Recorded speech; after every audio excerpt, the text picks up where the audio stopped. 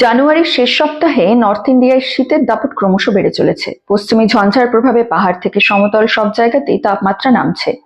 সঙ্গে রয়েছে কুয়াশা, হালকা বৃষ্টি ও তুষারপাতের সম্ভাবনা। ভারতীয় আবহাওয়া দপ্তর অর্থাৎ আইএমডির পূর্বাভাস অনুযায়ী আগামী কয়েকদিন শীত আরো তীব্র হতে পারে। দিল্লি ও এনসিআর অঞ্চলে রাতের তাপমাত্রা নেমে যাচ্ছে প্রায় 6 থেকে 8 ডিগ্রি সেলসিয়াসে। কোথাও কোথাও তাপমাত্রা আরো কম অনুভূত হচ্ছে। ভোরে ঘন কুয়াশার কারণে দৃশ্যমানতা অর্থাৎ ভিজিবিলিটি কমছে, ফলে রাস্তা ও রেলপথে চলাচলে বিঘ্ন ঘটছে। জম্মু কাশ্মীর এবং লাদাখে তাপমাত্রা শূন্যের নিচে নেমে যাচ্ছে। শ্রীনগরের সর্বনিম্ন তাপমাত্রা -4 থেকে -7 ডিগ্রি সেলসিয়াসের কাছাকাছি। আর গুলমার্গ ও সোনমার্গের মতো উঁচু পাহাড়ি অঞ্চল এলাকায় ভারী তুষারপাত চলছে। উত্তরাখণ্ডের দেরাদুন ও পার্বত্য জেলাগুলিতে তাপমাত্রা 3 থেকে 6 ডিগ্রির মধ্যে ঘোরাফেরা করছে।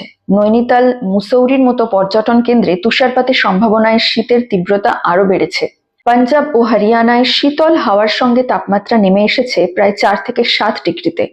চণ্ডীগড়, অমৃতসর ও গুরুগ্রামে কুয়াশা ও ঠান্ডা বাতাসের জন্য দৈনন্দিন জীবন প্রভাবিত হচ্ছে। রাজস্থানের মতো মরু অঞ্চলও এবার প্রবল শীতে কাঁপছে।